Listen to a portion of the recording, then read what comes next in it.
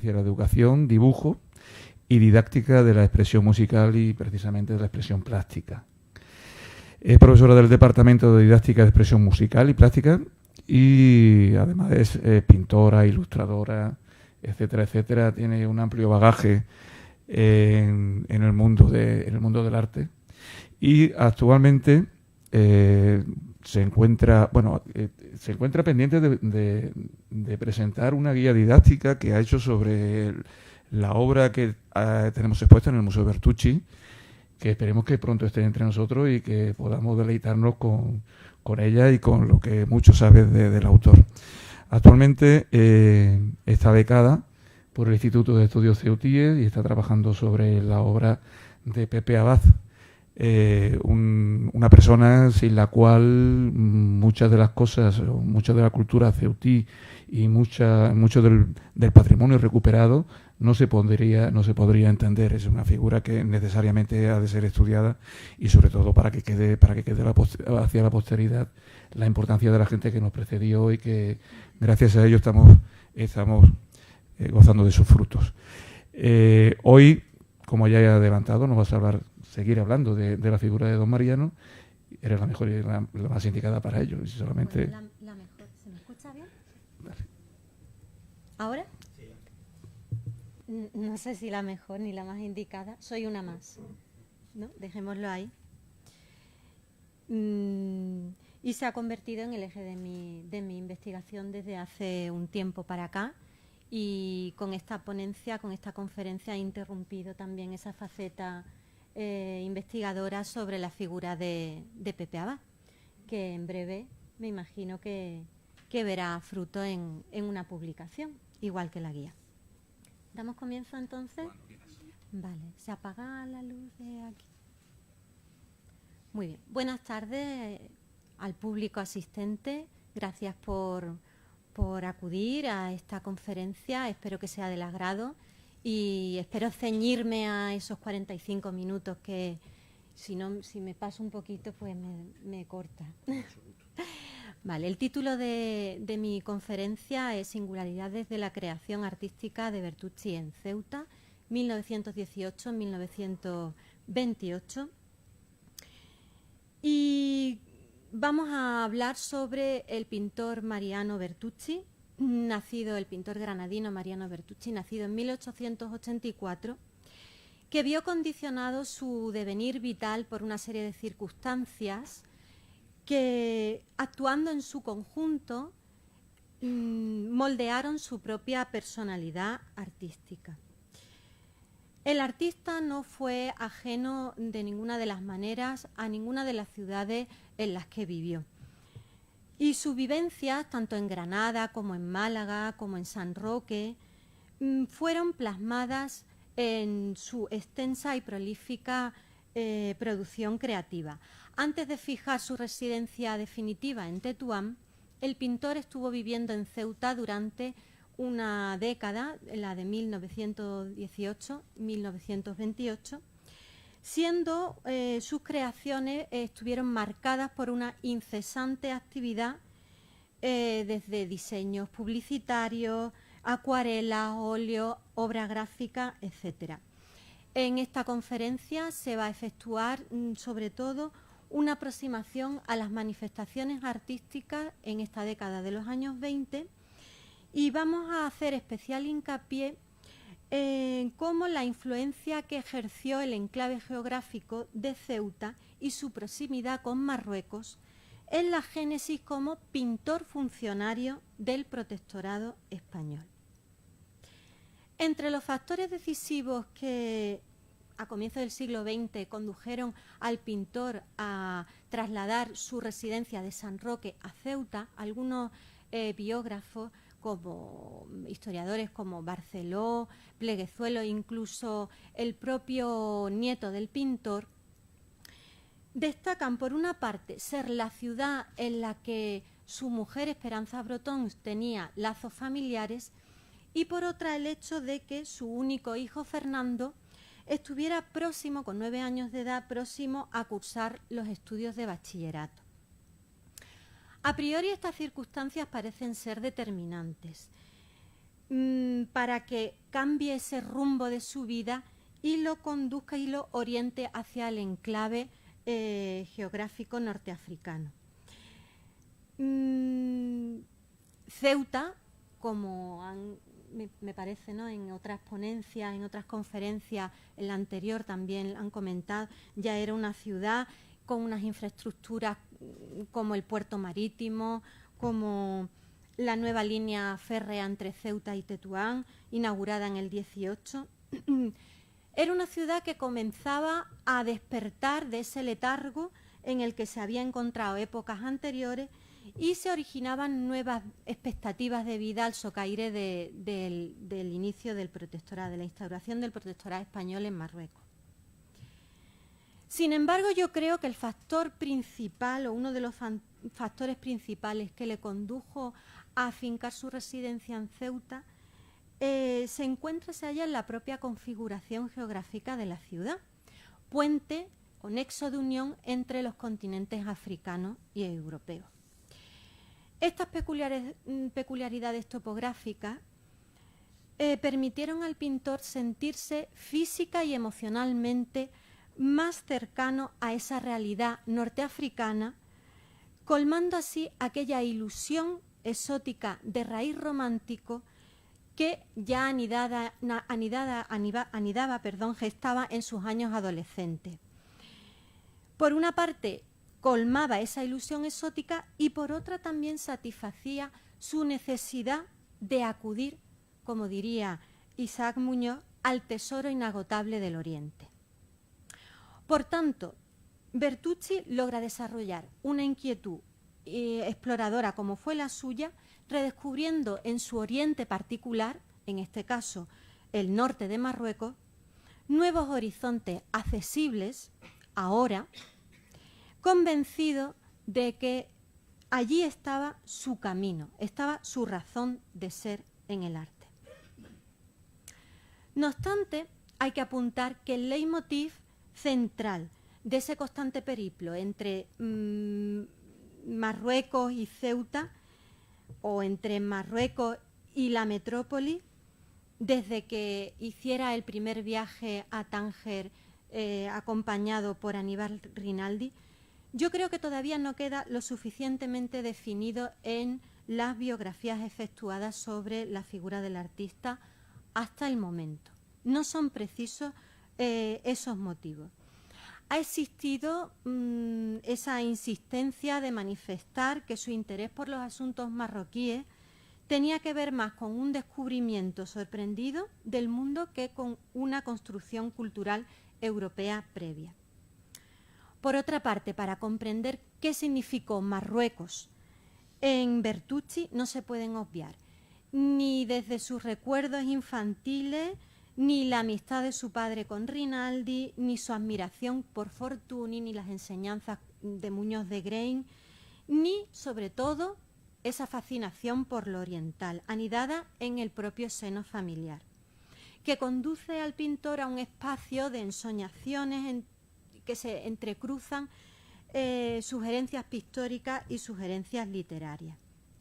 En cualquier caso, es difícil concretar esas decisiones por las que uno decide en un momento dado cambiar el rumbo de su vida, y queda pues por descifrar y por investigar hoy en día cuál fue el motivo central que ineludiblemente le conduce a cruzar al otro lado del estrecho, allende el estrecho.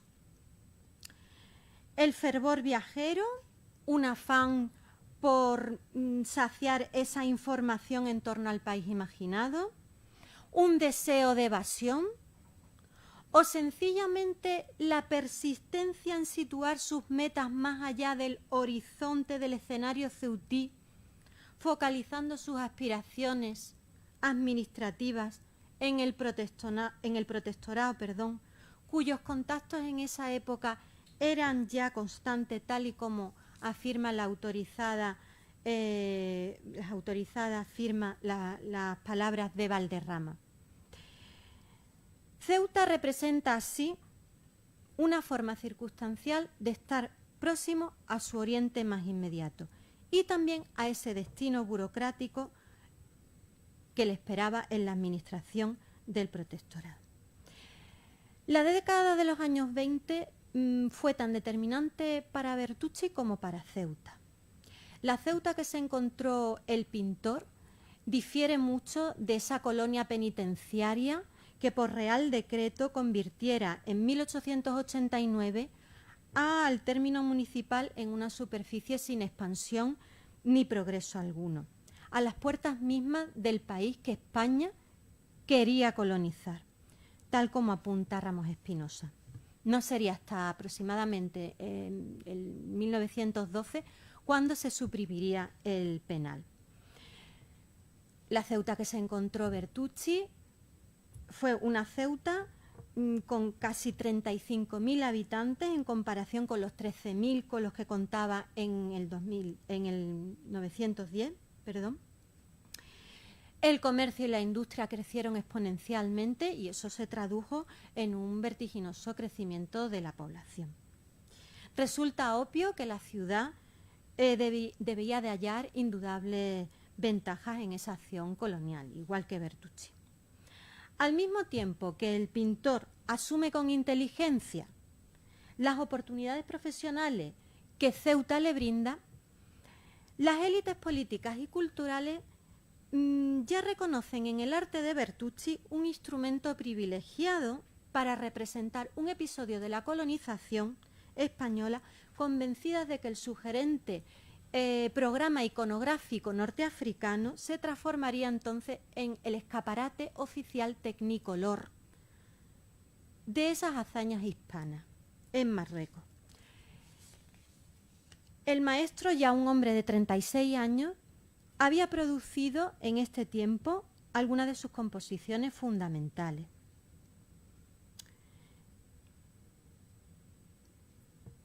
Como por ejemplo una calle de Tánger que tienen la oportunidad de visualizar en el museo, o la entrada del Jalifa en Tetuán, o el Carmen de los Mártires, por citar unas breves, pero hay muchísimas más. Especial relevancia tuvo, nada más llegar a Ceuta, su presentación oficial en Tetuán, en el marco de una exposición organizada en el Casino Español con su obra pictórica. Allí expondría, aparte de los temas norteafricanos a los que estamos acostumbrados a visualizar en la obra del pintor, también otras de corte protocolario, como el retrato del general Berenguer. Según Pleguezuelo, vistiendo uniformes regulares a caballo. Este no es, sí, pero es el que tenía a mano y está y la calidad. Ah, sí, ay, perdón. Perdón. Vale, pues muchísimas. Vale, sí, pues he puesto este porque me lo mandó el nieto. Vale. Sí, está en. Vale, bueno, pues disculpen, como lo tenía a mano. Muchísimas gracias, José Luis. No sé lo que haríamos sin ti. En fin. Fue un éxito y en fin, fue su primera aparición en público en el protectorado, ¿no? En Tetuán. El recuerdo de Bertucci en las crónicas de la época aparece siempre rodeado de toda la fascinación que el éxito despierta para una sociedad ávida de modelos de los que sentirse orgullosa. El artista ya empezó a interiorizar el alcance de todo ello, ya siendo reportero gráfico para la Ilustración española y americana, y en su imparable faceta como pintor, exhibiendo sus óleos en prestigiosas salas como, por ejemplo, el Salón Parés de Barcelona, ya desde 1917. Ese alejamiento físico de la península no le impide participar en cuantas exposiciones tiene ocasión. Precisamente en el 19 exhibiría en la citada sala una colección de paisajes centrados en costumbres andaluzas, con Granada, Ronda y el campo de Gibraltar como telón de fondo, Y en ellos apreciamos que el pintor es fiel a los dictámenes de la moda. Él se identifica plenamente con lo andaluz, tan en boga en las páginas de la historiografía del arte, y se muestra cercano, próximo a una fecunda generación de artistas en la línea estética de La Cárcel y de López Mezquita. Son paisajes meridionales con un colorido pictoricista, de tonalidad y valoración muy contrastada, y muchas de estas imágenes fueron postalizadas por los hermanos Colsalietti y Juan Barguño. En fin, el reconocimiento social y el triunfo le llegarían pronto a Bertucci, siendo su quehacer artístico admirado no solo a nivel nacional, sino internacional. Y bueno, no tiene en Ceuta también, no cabe duda de ello. El pintor sería admitido en el Casino Africano en febrero de 1919, nada más llegar. Bueno, ya establecida la pacificación en la zona de Tetuán, el próximo objetivo del general Berenguer se centra en el Rif occidental, en Sahagún, con la finalidad de lograr el pleno dominio en el protectorado asignado a España.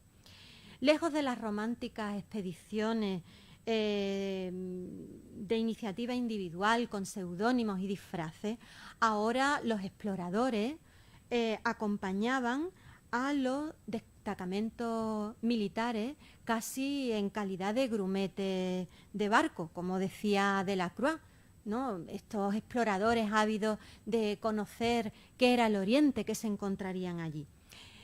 Bertucci sería el primer pintor que captó con sus pinceles qué sucedió allí. Junto a él, fotógrafos como Calatayud, escritores, literatos, etcétera, etcétera. Este viaje influyó notablemente en el pintor.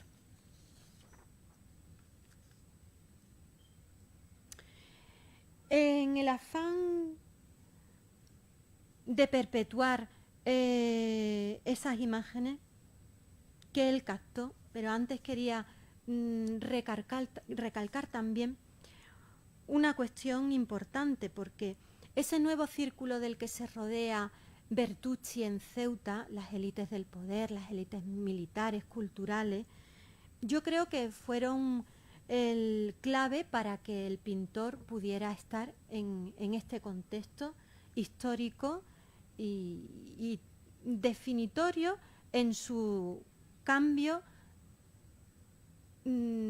perceptivo de la plástica. En ese afán de perpetuar la acción, el artista colma en sus páginas, en sus cuadernos de apuntes, numerosos bocetos, los colma de dibujos, los colma de acuarela, de pruebas, son experimentaciones, son como una especie de cocinilla del artista, ¿no? En esta cantera de imágenes, muchas de ellas darán pie a obras que después se editarán en el contexto editorial más puntero de la metrópolis, como La Esfera. También sirvieron para realizar cuadros que se conformaron exposiciones por todo el territorio español.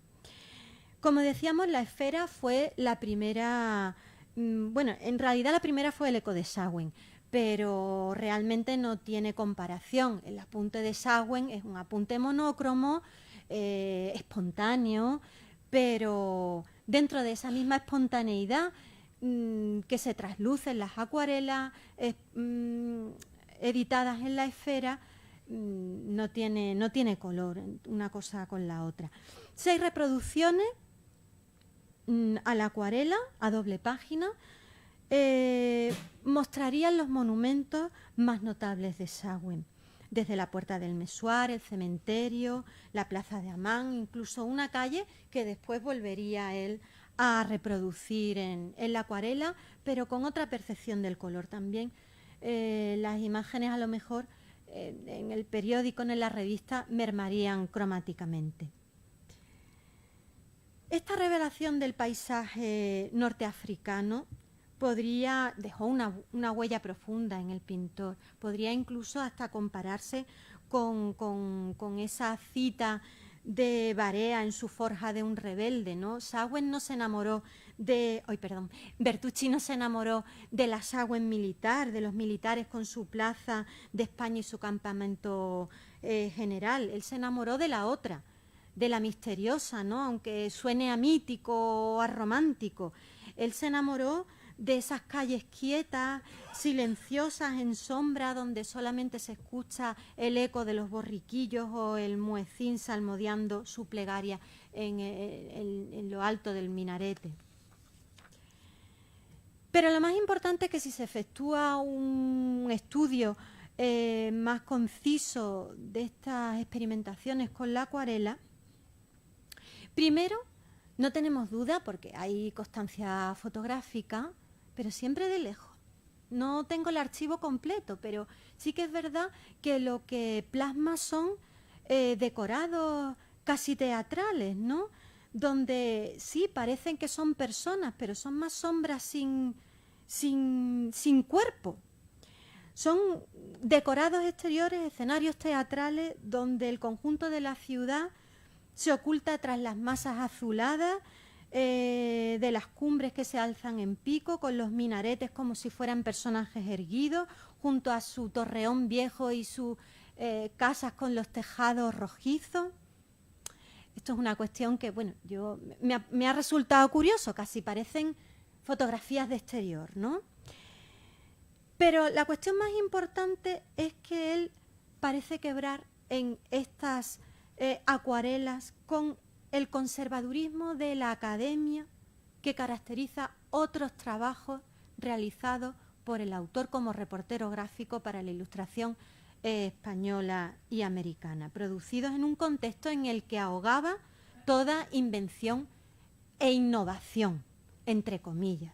Para mí esto es innovador dentro de su contexto pictórico. Bertucci rompe con ese rígido corsé impuesto por el sistema académico tradicionalista y propicia una nueva mirada hacia la realidad marroquí. A partir de ahora, hay espacio para la libertad creadora. Hay una nueva apertura a otras formas de expresión, basada sobre todo en el creciente protagonismo del color como agente plástico. Esta apreciación no debe de causar extrañeza. Ya a finales del siglo XIX, los pintores franceses, cuando hacían balance de lo que había supuesto Oriente en su pintura, decían que Oriente era concebido como una segunda escuela de bellas artes, suministradora de las enseñanzas para las que la primera había demostrado ser inepta. Se puede extrapolar a España también. Gil Benumella también apunta que Marruecos absorbió todas las normas de escuela en Bertucci. Efectivamente, estos bocetos materializados en Sawin se adivina ya el antecedente de la actitud propia de la filosofía impresionista. Tanto la diapositiva anterior como la posterior estas son dos imágenes de Sawin, pero están realizadas posteriormente. O sea, mi tesis es que a partir de ese primer contacto con Sawin y sus experimentaciones da pie a esa... a él le concede una voz preponderante al color. El sol africano afina en Bertucci, al igual que sucedió en otros pintores como Delacroix, Renoir, Monet, Klee o Matisse, su capacidad para percibir el color. Esa paleta que se va cada vez desplegándose más, cada vez con menos ambaje, hacia una paleta sombría, y aparece un color deslumbrante. Casi que nos ciega, ¿no? Estas peculiaridades de las acuarelas no deben debemos de tener presente también esas peculiaridades que tiene la plástica y las peculiaridades naturales del mundo norteafricano en Bertucci. Eso por una parte. Y por otra parte, debemos de tener presente que ya él viene con un ambaje y que esa intensa luminosidad meridional del paisaje andaluz hace huella en él. O sea, quiero decir que él parte, aparte de ser granadino, ¿no?, su condición de granadino, él parte con menos prejuicios estéticos que otros de sus coetáneos. Eduardo Dizzi, comisario de la exposición que dedicó la Academia de Bellas Artes de San Fernando en Madrid en el año 2000, ponderaba en un artículo en el ABC cómo la pintura del artista granadino se aleja de la imagen tópica de Marruecos y señala: Bertucci pinta lo que ve, y es la realidad. Pero al observar detenidamente estas acuarelas, podríamos cuestionarnos: ¿Bertucci pinta únicamente lo que ve en la naturaleza o pinta también, en algunos casos, lo que sabe de ella, aunque no lo vea? Por ejemplo, estas acuarelas pintadas de Sagüen, de la puerta del zoco de acceso a la Alcazaba, en ellas podemos apreciar una confrontación tan rotunda de azules y anaranjados que podría compararse con un ensayo práctico de teoría cromática aplicada a un motivo natural. ¿Vio realmente así Bertucci el aspecto patrimonial tradicional de la arquitectura marroquí? ¿O por el contrario quiso pintarlo de un modo algo o bastante distinto a como lo veían sus ojos, porque conocía de antemano el beneficio plástico que podría obtener de ello? Ante estas obras resulta difícil negar que Bertucci llevara a un grado de exageración un efecto que al ojo se presenta un poco más discreto. El hecho de que se tenga constancia de que Bertucci proseguía o terminaba en su taller sus cuadros parcialmente esbozados del natural con mucha más frecuencia de lo que él estaba dispuesto a reconocer, autoriza a pensar que su cerebro plástico se apartaba de esa información que suministraba su experiencia visual directa y lo conducía a una conjunción cromática con la que se ganaba o se aseguraba una ganancia de luminosidad.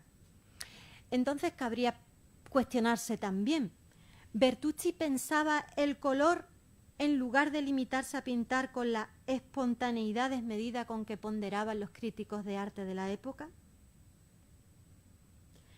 Bueno, la cuestión es muy sencilla. Estas obras, junto al conjunto generalizado de sus creaciones en la acuarela, en época posterior, todas estas tres últimas diapositivas que yo he puesto son obra posterior, ponen de manifiesto hasta qué punto el pintor era consciente de que el azul debía revelar al negro y a sus declinaciones a la hora de componer oscuridades luminosas.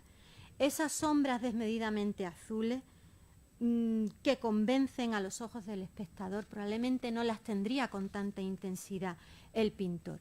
El pintor parece... La postura plástica del pintor parece oscilar entre dos postulados. Por una parte, la de Gaspar Monge, autor de la geometría descriptiva, que recomendaba o aconsejaba, teorizaba sobre la cuestión. Para compensar las insuficiencias de los medios plásticos, el pintor debe representar los efectos luminosos en el cuadro con un punto de exageración, que es lo que hace Bertucci. Y por otra parte, los postulados del físico alemán Helmont en 1867, cuando recomienda que el pintor plasme objetivamente sobre el cuadro los fenómenos que el ojo crea subjetivamente. Es decir, no ha de pintar las cosas como son, sino como se perciben.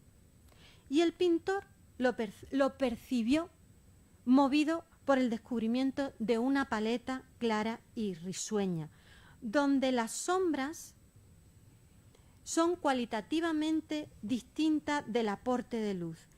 Él no concibe la sombra como ausencia de luz, sino como luz de otro color. Y ahí está la clave de estas obras a la acuarela. En consecuencia, ¿qué es lo que sucede? Que destierra esa sombra parduzca y a partir de ahora da paso a la sombra o azulada o violácea. El contraste sobre el que organiza estas obras se establece entre dos factores, entre los factores cromáticos binómicos, azul-naranja, amarillo-violeta, y solamente en segundo lugar el factor valorista, el claroscuro. Por lo tanto, esas sombras coloreadas son en buena medida responsables del poderoso fulgor que proyectan estas escenas marroquíes, que parece que tienen casi que proyectan una caja de luz, ¿no? Que hay detrás de ellas una caja de luz. Ahí se establece una relación bidireccional entre la sombra la luz y el color, de tal manera que se llega a la conclusión de que estas imágenes son resplandecientes porque la luz y el color lo inundan todo, incluso a las sombras, y a la inversa, las sombras coloreadas encienden el conjunto mediante su oposición cromática de complementariedad con el matiz vecino iluminado. Él siempre utiliza los colores complementarios.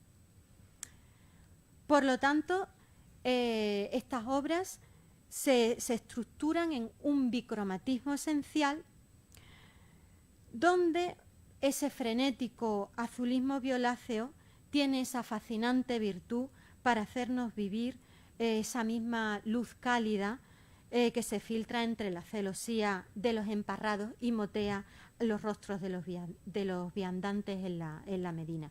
¿Sería víctima de la gama violeta y de la gama azul como tantos pintores de su época? Todo es cuestión de trasladarnos un día por el museo y comprobar de qué colores son las sombras. Y si hay realmente como yo he comprobado con sus acuarelas, esa relación de bicromatismo esencial entre los colores complementarios. Estos cuadros donde se constata esa opción de naturaleza esencialmente cromática frente a la naturaleza claroscurista, como en el cuadro que realizó para el Casino Africano como encargo en 1920, titulado El comercio, la agricultura y la industria, se hace esta diferenciación aún más palpable. Es un cuadro de corte academicista y podemos entender, contraponiendo las dos imágenes, estas obras, la finalidad de entender el abismo que separa ambas concepciones estéticas. Aquí, el mediodía que representa a Bertucci destila un frescor común a los paisajes estivales anteriores al impresionismo, donde el mercurio no escala a gran altura en el termómetro porque el color tampoco lo hace en el lienzo. Son escenas donde los campesinos trabajan sin el agobio de los ardores solares, siempre enfriados por una paleta tibia, y al igual que los transeúntes en las proximidades portuarias o los curiosos lugareños que observan partir el tren de Ceuta a Tetuán. ¿Representa esta imagen un retrato mucho más fiel, cromática, lumínicamente que el anterior, quizás menos idealizado? Es una percepción subjetiva. Yo lo he contrastado porque son dos conceptos totalmente contrarios, uno valorista y el otro cromático. Continuando con la estela de Samhain, en 1921 materializaría una exposición en Madrid, en el Círculo de Bellas Artes, donde expondría sus obras junto a escenas de Tetuán. Esta exposición volvería a repetirse en el Salón Parés de Barcelona en el mismo año. La temática de Samhain supuso una novedad en el panorama pictórico europeo y se le otorgó gran propaganda. Se incluirían también escenas historicistas como la entrada del Alto Comisario a la ciudad de Samhain. Este inventario iconográfico seleccionado en esta muestra parece marcar la pauta de lo que van a ser esos grandes ejes temáticos sobre el que gire la obra de Bertucci expuesta en los próximos programas en cualquiera de sus exposiciones en la metrópoli y en el territorio norteafricano, que son la crónica oficial, la humana y la paisajística. Yo creo que la maestría de Bertucci reside precisamente en eso, coincidiendo con Sánchez de Nogués. Él tiene la capacidad de traducir al lenguaje universal de la imagen el transcurrir cotidiano de la sociedad marroquí con la misma inteligencia y disciplina artística con la que pintaba verbenas, ferias y costumbres andaluzas antes y que posteriormente pintaría el retrato de Alfonso XIII en el para el Ayuntamiento de Ceuta, o un cartel para la Legión, o la infinidad de episodios bélicos de conquista y colonización, donde se vislumbra de manera virtuosamente amanerada la factura del pintor, y donde también se vislumbra cómo la libertad es desplazada por el sistema, lo intuido por lo predeterminado y la observación por el acomodo. Se advierte, pues, cómo Bertucci comienza a forjarse su dualidad, o cómo en Bertucci comienza a forjarse su dualidad vital.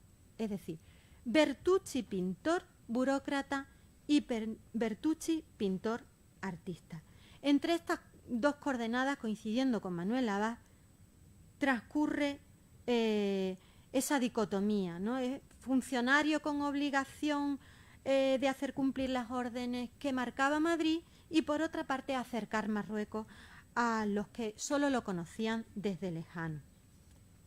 Resulta obvio, llegados a este punto, que tanto su experiencia en Samhain como las exposiciones pictóricas condensadas de manera primordial en los ejes temáticos que acabamos de citar, y un nombramiento crucial también como académico correspondiente en Tetuán de la Real Academia de Bellas Artes de San Fernando, influyen considerablemente en el ascenso del prestigio personal y artístico de Bertucci, y lo que hace es allanar el camino hacia su consagración indiscutible como el pintor oficial del protectorado español en Marruecos. Esto prueba cómo Bertucci aprovechó desde el principio todos los resquicios del sistema del arte para mejorar su situación social y profesional. Por tanto, es innegable que Ceuta posibilita una serie de vivencias en el pintor, las cuales propiciarían esa eclosión de Bertucci como pintor funcionario dentro del proceso colonial. Habían pasado pocos meses desde que Bertucci estableciera su residencia en Ceuta, y ya era reconocido y era admirado socialmente por todo. García Figueras decía, en 1920, cuando el general Berenguer ocupa Samhain, Bertucci ya es para todo un ceutí. Y la verdad es que es extraño, porque en menos de un año, yo sé que Ceuta acoge y es acogedora, pero la personalidad afable del pintor también influyó en ese sentido. Ceuta también atrae particularmente la atención del pintor en esta etapa artística, y sobre todo motivado por su interés por la luz y el color. Le anima a pintar esos hermosos rincones ceutíes donde prevalece sus tonalidades azuladas. El contexto de la almadraba, de la marina, fue plasmado tanto en sus óleos como en sus acuarelas. Muchas fueron postalizadas, muchas fueron publicadas en la revista Blanco y Negro. El pintor no se olvida de que tenía también esa labor como reportero, como ilustrador gráfico. Desde el 20 hasta el 27 sigue colaborando con Blanco y Negro. O sea, que sigue trabajando, es prolífico, es activo, es increíble. Sí que es verdad, bueno, esto es importante comentarlo, ¿no? Está influenciado por esa escuela valenciana en torno a Sorolla, por el luminismo mediterráneo, por el paisajismo plenarista. Sin embargo, la etapa de Bertucci no encarna una fase de producción especialmente fecunda, aunque sí versátil. De los primeros años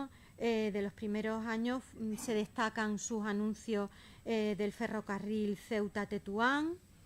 El Ayuntamiento de Ceuta le encarga, es el primer organismo oficial, que confía en sus cualidades artísticas, le encarga una vista general que no es esta, pero bueno, es el apunte, ¿no? El famoso cartel que lo tengo al final de la proyección.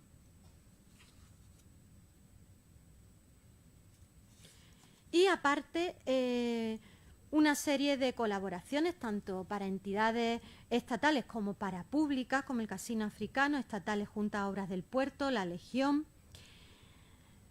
Destacamos su diseño para la vidriera de la escalera principal del Ayuntamiento, los famosos 3 paisajes de Madrid, con una factura con ribetes clásicos matizada por inclinaciones afrancesadas, muy influenciado también por Rusiñol, y también muy en la tónica de la época, aunque plásticamente merecen más atención desde mi punto de vista otras obras del pintor, pero sí que se presta a hacer retratos como el del Teniente Ruiz.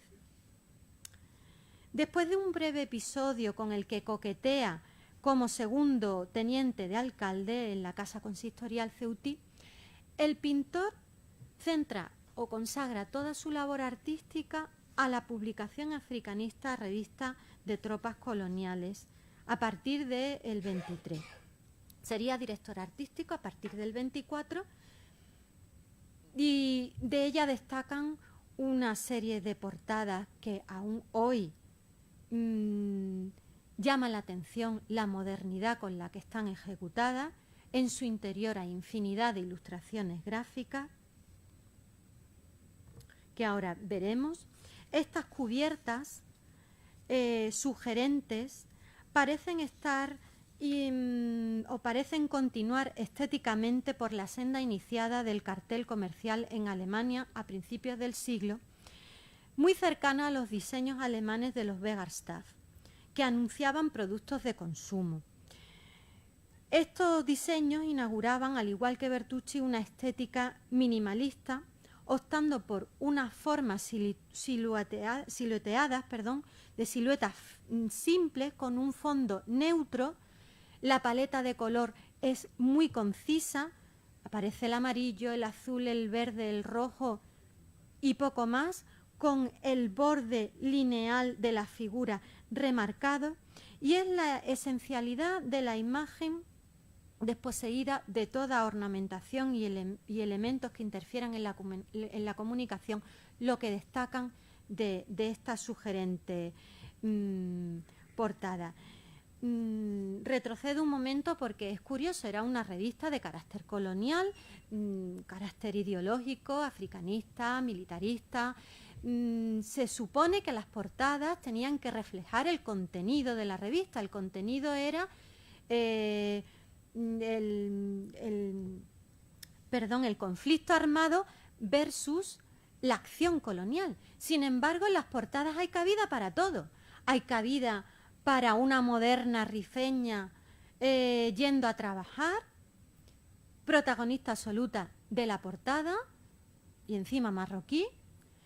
Después hay imágenes con la estética circense a lo Picasso, hay portadas con carácter luminista, hay naturalezas muertas, en fin, hay cabida para absolutamente todo. En su interior, que destacan sus ilustraciones también minimalistas, extraídas muchas de ellas inspiradas en esas páginas de los cuadernos de apunte, que también se emplearon como viñetas gráficas. Su labor como director artístico no fue una labor baladí. El director artístico también dirigía las directrices de cómo tenía que estar maquetado, el tipo de tipografía, que ya se incluye en la tipografía de palo seco, esas imágenes fotográficas muy al estilo constructivista, muy de la Bauhaus, ya transformada con formas caprichosas como aparece en la imagen, o arcos ojivales o con formas de ese estilo. Muchas de estas ilustraciones sirvieron también como el corpus prácticamente de la revista Mektoub e inclusive del folleto de la Junta Superior de Monumentos. Vale. Otra vertiente significativa fue fueron sus anuncios. Se evidencian los inicios de la carrera omnipotente de la publicidad y él inaugura lo que se ha llegado a denominar anuncios de autor. En esa época era muy común en la metrópoli que autores de prestigio prestaran sus ilustraciones en el campo de la publicidad e incluso se rivalizaban entre sí, firmarlos o no. Es destacable que en la revista hay anuncios con similar factura que no aparecen firmados por Bertucci, pero claramente se ve que son de él, y otros en los que sí, como por ejemplo el de la Casa González, los anuncios para el ferrocarril de Tetuán o las navieras mediterráneas. Ya estamos finalizando. La época del 24, el año 1924, vuelve a exponer, ya siendo la última vez, en el Salón Pares de Barcelona, con paisajes esta vez de la zona francesa. Precisamente en este año se firmaría el anteproyecto del modelo para poder llevar a cabo la construcción del pabellón de Marruecos en la exposición del 29, propuesto por Bertucci y por el arquitecto Lescure. En este sentido, vuelven a influir esas amistades gestadas en Ceuta, porque parece ser que el conde, si no que me corrija José Luis, el conde Jordana y Sanjurjo tuvieron mucho que ver en esa iniciativa, impulsaron esta iniciativa y al final se incorporó Marruecos a la exposición, cosa que no tenían en un principio proyectado. Se supone que era una exposición hispanoamericana y cuando Brasil, Portugal y Estados Unidos se deciden incluirse también dentro de este ámbito expositivo, pues Marruecos se apunta al tanto. Parece ser que Bertucci marca tanto el ideario político como cultural en relación a la construcción del pabellón. De él es la acuarela que aparece en pantalla.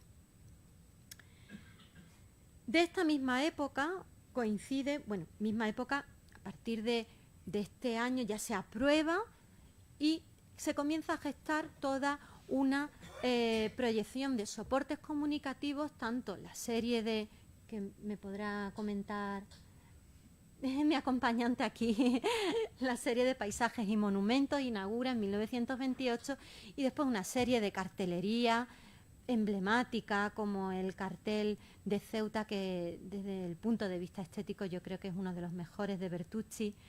Qué mejor vista que esa, ¿no? A la que se lleva al turista, ¿no? Para que contemple la ciudad a golpe de vista, y donde también podemos apreciar todo ese bicromatismo en el que yo he incidido antes en las acuarelas.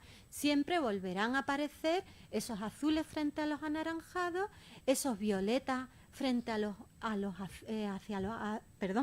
amarillos, y por eso resultan tan sugerentes.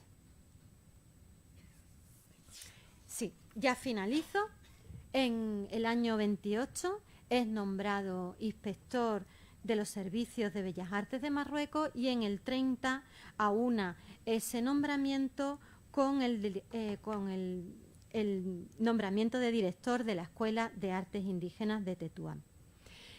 Finaliza con ello una etapa muy interesante de Ceuta.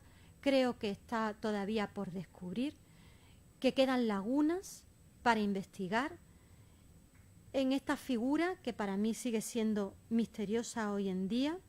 Logra así su objetivo, vivir y afincarse en su ansiado Marruecos, pero yo creo que él todavía no es consciente, lógicamente, de que en un futuro, y tomando las palabras de José Abad, sería una víctima de su propio personaje. Desarrollaría no solo una actividad pública incesante, sino también artística.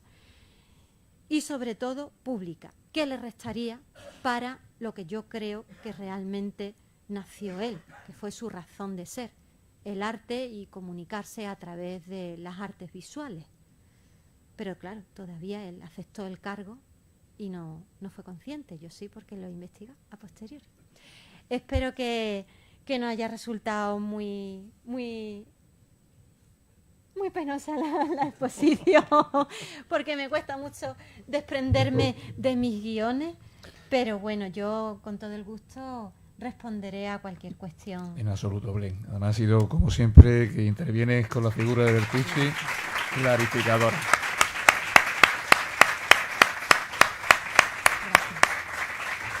Vamos a pasar a un turno de preguntas. Si tienen alguna cuestión que plantearle a Belén sobre este personaje fantástico para la historia del arte y de la pintura en el norte de África, más concretamente de la cercana Ceuta.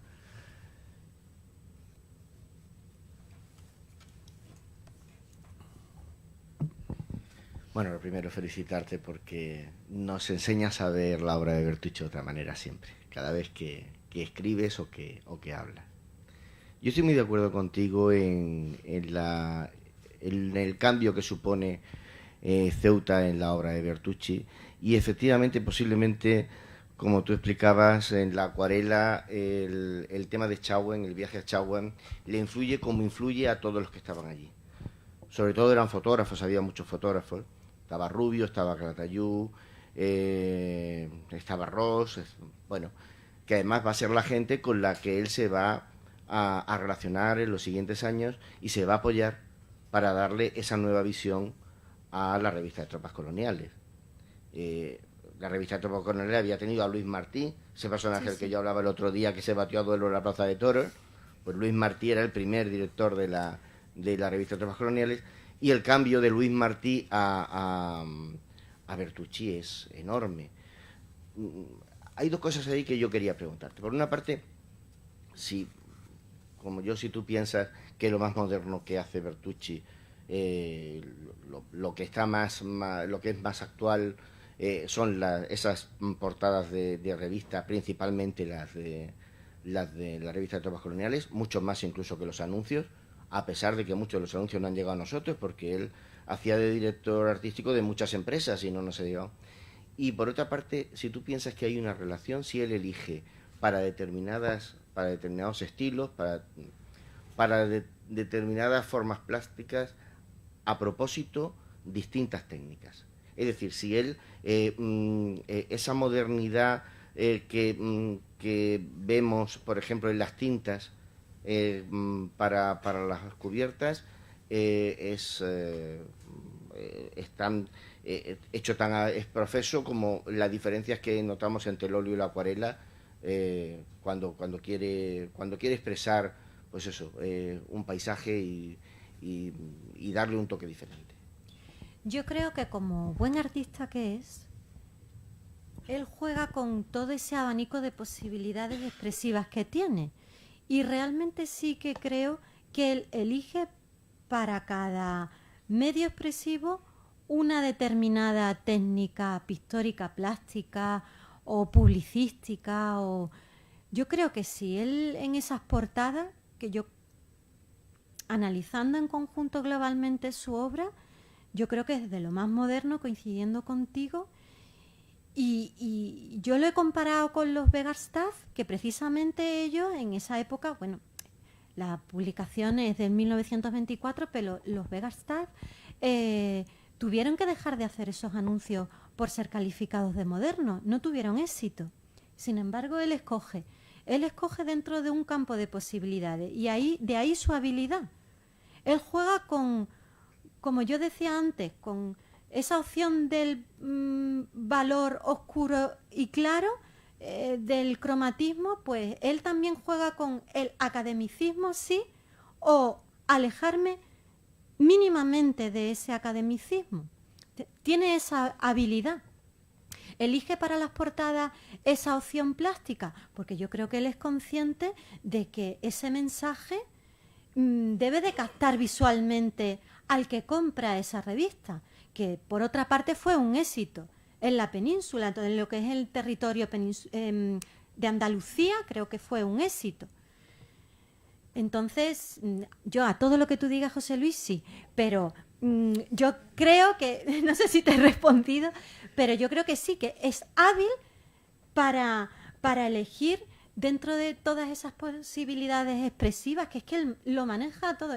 Hablábamos tú y yo de que si es conocido, son conocidos los maestros al óleo, pero no hay ningún maestro que se conozca las biografías del pintor que le enseñe la técnica de la acuarela. Es, como tú decías, autodidacta.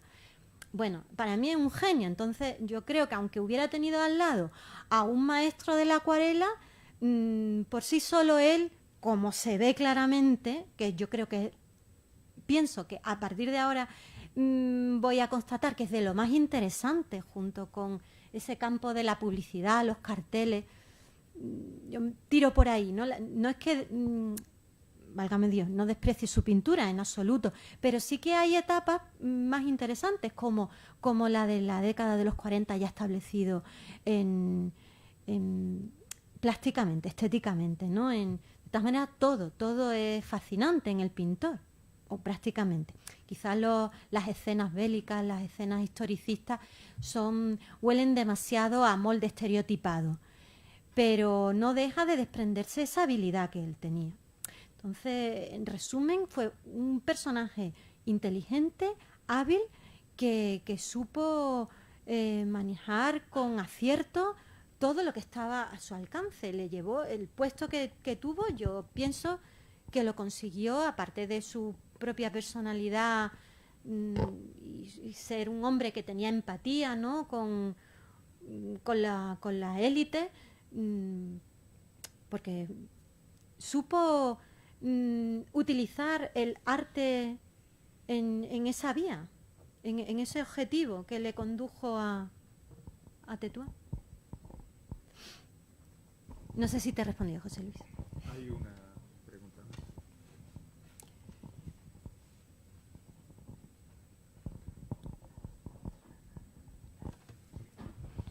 Hola, buenas tardes.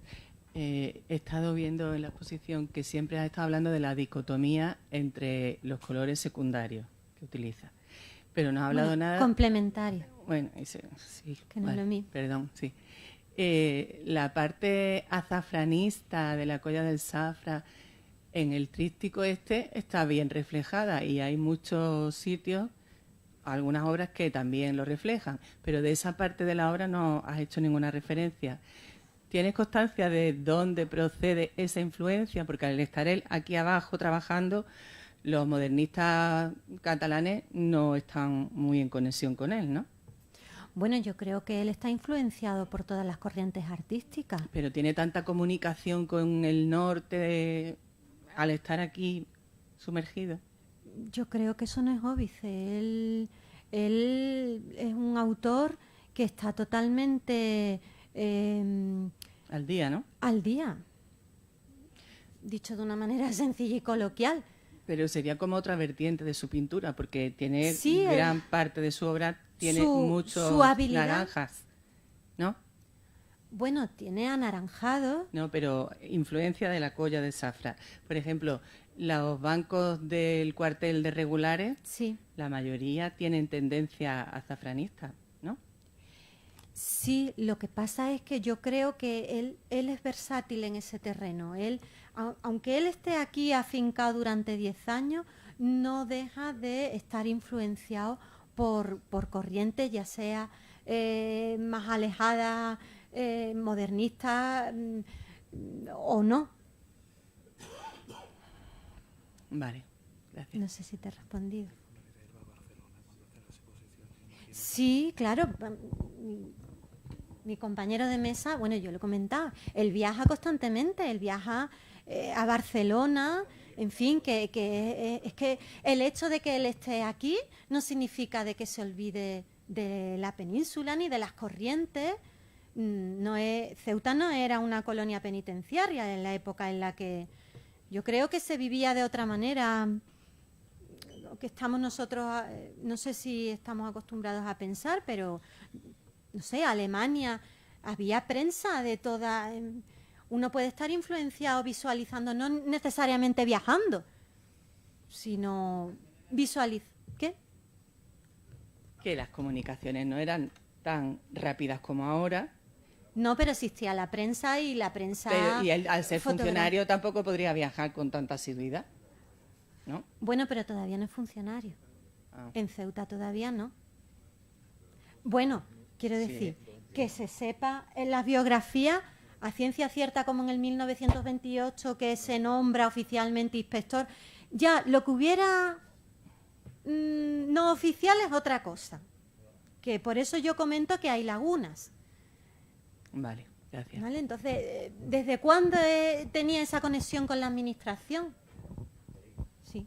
Eso viene sobre todo de su conexión,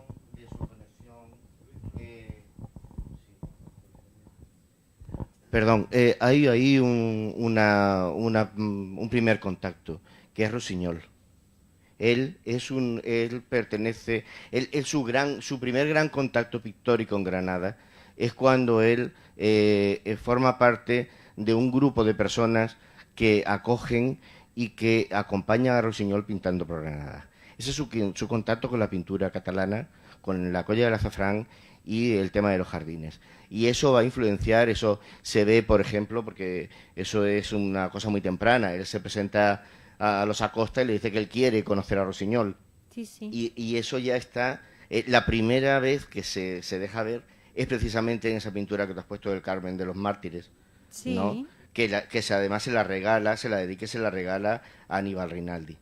Y ese es el primer contacto. A partir de ahí él tiene un contacto que no va a ser muy continuado, tendrá una primera época, pero seguramente también es lo que lleva a tener esa relación que sí que va a mantener toda la vida, como Barcelona, uno de los lugares de exposición constante. La Sala Pared será una de sus relaciones más constantes. Él siempre va a exponer en Barcelona y expone porque tiene una relación. El asunto está en que a nosotros, aunque él guardaba muchas cosas, pero no era muy amigo de cartearse, y luego sus intercambios de pintura tampoco hay demasiados.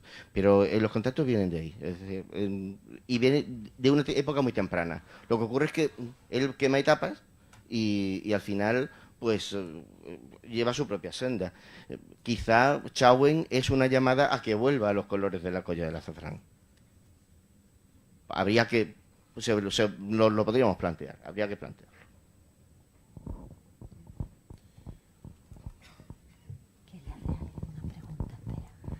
Muy breve. Y la pregunta va para la conferenciante y para el tutor. Vamos a ver. Refrendo lo que acaba de decir Barceló en lo que respecta a las conexiones, o por lo menos la atracción que tenía y el conocimiento que tenía Bertucci de la cultura catalana y de personajes de la cultura catalana muy vinculadas sobre todo a la estética del modernismo y del postmodernismo.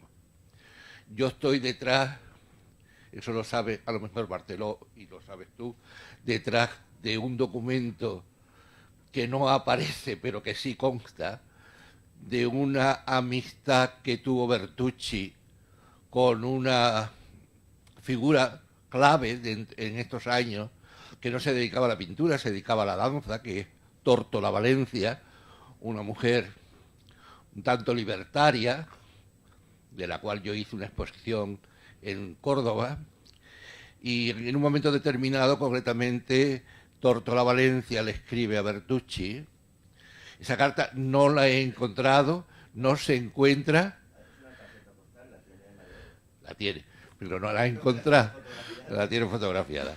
Y es una, bueno, lo puedo decir aquí claramente, es una mujer que se siente después de la guerra civil o en los años próximos o en la plena guerra civil. Se siente agobiada, amenazada, quizás porque se le pudiera calificar de muchas maneras, y le pide ayuda a Bertucci para que interceda. Del mismo modo que Manuel Machado le pedía ayuda a Pemán. ¿Entiendes? No sé qué ayuda le pudo hacer Bertucci a Tórtola, porque la carta es una carta angustiosa, de miedo, como la hace Machado, ¿no? Esa es una de las cosas que a mí me intriga mucho de esto, pero en fin, ya mi búsqueda la doy ya por perdida. No, porque si se le puede pedir al nieto, pues ya está, se le pide al nieto. El nieto no la encuentra, ¿eh? Sí, tardará en contestar, pero la encontrará. Bueno. Y hay otra cosa muy... la de Tórtola Valencia, no, y es mucho más, ¿eh? Mucho más. Es muy parecido al poema, al caudillo que hizo Manuel Machado, de una manera un tanto que ahora se quiere interpretar de muchos modos. Pero en fin, Barceló ha citado, y tú también, nombres de fotógrafos, vinculados en amistad profesionalmente con Bertucci. Y yo recuerdo que mi hermano Pepe siempre partía, y eso lo sabes tú porque habíais hablado mucho de esto, que previo a la pintura de Bertucci, a la obra de Bertucci es un fotógrafo. Es decir, el cuadro existe, pero existe previamente el negativo de ese cuadro. Y yo lo que quería preguntarle a Barceló, que todo lo sabe, y que sabe lo de la Tórtola Valencia, si existe también un inventario de esos negativos. No hay foto. Y no usaría concretamente la cámara fotográfica, es decir, visitaría los focos, esas callejuelas, y y el cliché fuera después Pero, estudiado, José Luis, trabajado, incluso haber ensayado, que le hubiera servido de laboratorio para todas estas cosas que tú... Pero las placas de Calatayud las tenéis vosotros. Las placas de Calatayud son postales. Y no hay relación entre las placas y la obra, como José Mari también ha comprobado para todo el tema de los sellos. Vamos a ver. Todo esto parte de una concepción que muchos de nosotros, yo, como fui de los primeros en escribir sobre Bertucci, pues fue de los que también planteé eso, porque era una cosa que estaba planteada desde siempre. Y era...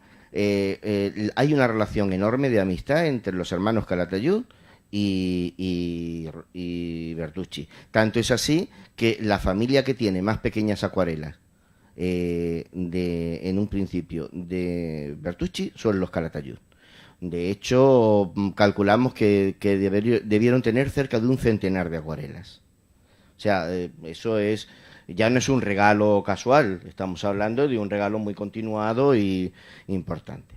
Ellos, los Calatayud, hablaban de que le habían regalado en una ocasión una linterna mágica. Una linterna para poder proyectar algunas cosas. Viendo la obra y viendo, tú conoces muy bien la cantidad de dibujos, la facilidad que tiene para dibujar. Yo no creo hoy en día en absoluto que utilizar la fotografía. Que tiene un ojo fotográfico, naturalmente, es hijo de fotógrafo. Eso se nota. Podría haberse apoyado en la fotografía, en los cuadros historicistas. Sí, no, y no solo eso, y en alguna cosa concreta. El tema de los retratos, a lo mejor para una obra muy grande para conseguir hacer el esbozo, pero yo en absoluto. Y además es que una persona que lo guarda todo y que no haya ni un solo álbum, ni una sola caja de fotografías, es muy extraño, porque él lo guarda todo, tú lo sabes. Es decir, el archivo Bertucci es un archivo espléndido, de cartas, de medallas, de absolutamente de todo. Está todo guardado, las postales, y no hay fotos. Es que no hay ni muchas fotos familiares. Es decir, él no es muy aficionado a la fotografía personalmente. Entonces es muy raro que si él lo guarda todo, que no guarde las fotos. No, aunque lo pensáramos mucho, porque también era lo que decían los Calatayud, luego después uno se da cuenta de que no. Y aparte, si ves los álbumes de dibujos y tal, tú te das cuenta que no. Y luego vas viendo. Nosotros hemos comprobado muchas fotos, hemos comprobado las placas, y Y yo no le encuentro, yo ahora mismo ni siquiera, fíjate, en muchos de los, por ejemplo, algunos de los cuadros que pinta de Tetuán, cuando los oficiales, que es donde sale el ensanche, porque si no, no sale el ensanche nunca, no son precisamente las visiones de los fotógrafos, por lo menos de las postales que yo he trabajado y de las fotografías que yo he trabajado de fotógrafos. No me da esa sensación hoy en día, aunque en otra época yo lo haya pensado, pero ahora mismo, francamente, después de todo lo que se ha ido viendo y toda la obra que conocemos, porque ahora conocemos toda la obra que ellos han guardado, que es mucha, es muy difícil de mantenerlo. ¿Las placas están al acceso del público? Y están colgadas en la web del Archivo General de Ceuta, las 1000 y pico de placas se pueden ver y se pueden descargar, todas ellas.